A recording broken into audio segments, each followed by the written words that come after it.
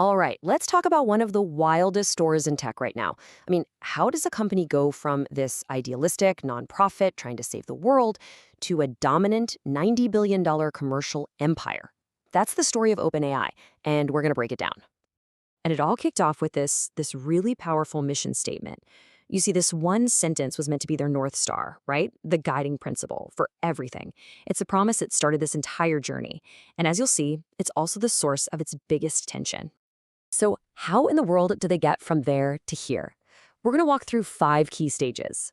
We'll start with their mission, then cover the massive billion-dollar pivot that changed the game, the explosion of ChatGPT, how they actually built that $90 billion empire, and finally, we'll look at the clash between their original ideals and their current dominance.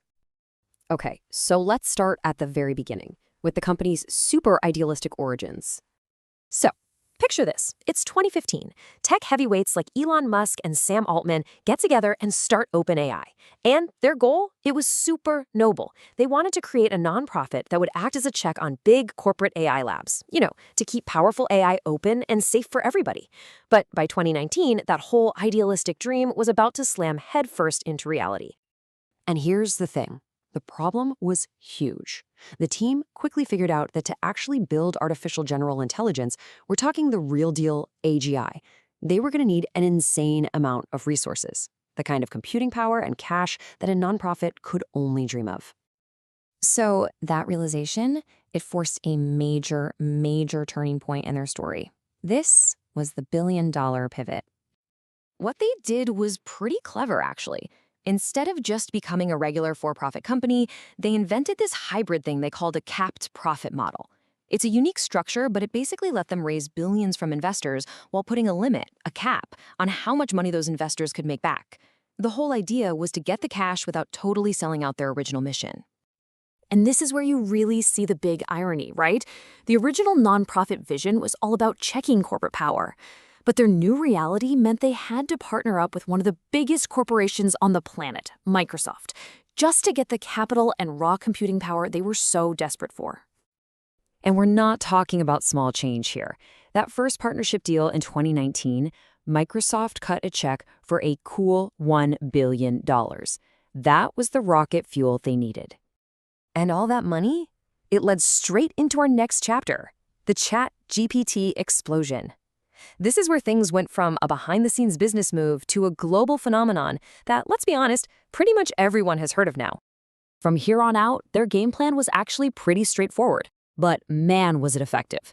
Step 1, build the absolute best, most cutting-edge AI models in the world. Step 2, license those models exclusively to your new best friend, Microsoft. And then, Step 3, unleash a consumer product that would go completely viral, ChatGPT. The result? Absolutely explosive. No exaggeration. ChatGPT became the fastest-growing consumer app in history. Full stop. It went from something only tech insiders knew about to a household name seemingly overnight. Just how fast are we talking? Well, over 100 million people signed up in just 2 months. That kind of growth is it's completely unheard of. Okay, so you have this viral hit. How does that turn into a real business? Well, it turns into a $90 billion empire. This is the story of how they became a true AI juggernaut. Fast forward to 2025, and all that viral growth, plus their business strategy, all culminated in one jaw-dropping number, a valuation of $90 billion. And look, this wasn't just hype. This valuation was built on some serious business fundamentals. We're talking about massive companies adopting their GPT models, huge licensing deals with Fortune 500s, this whole ecosystem of apps and APIs just booming, and of course, the giant infrastructure partnerships with companies like NVIDIA and Oracle to actually power the whole thing.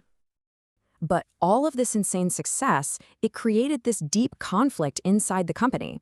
And that brings us right back to where we started, to this central tension: idealism versus dominance. The author Karen Ha really nailed it. She described the culture as this weird blend of idealism and Silicon Valley speed, saying that those early visions of AI for humanity basically gave way to a flat-out race for dominance. It wasn't about the mission anymore, it was about winning. And that really gets to the core of the whole debate, doesn't it? The mission, remember, was to make sure AGI benefits all of humanity. But the reality today? You have critics raising serious questions about their transparency, about safety, and just the relentless, breakneck pace they're moving at. You can feel how the scales have tipped. So that leaves us with the big final question here. OpenAI made a huge gamble, right? They traded their nonprofit purity for the power and resources to actually chase their dream. So, did that gambit pay off? Or, in the race to win, did they lose the very mission they started with?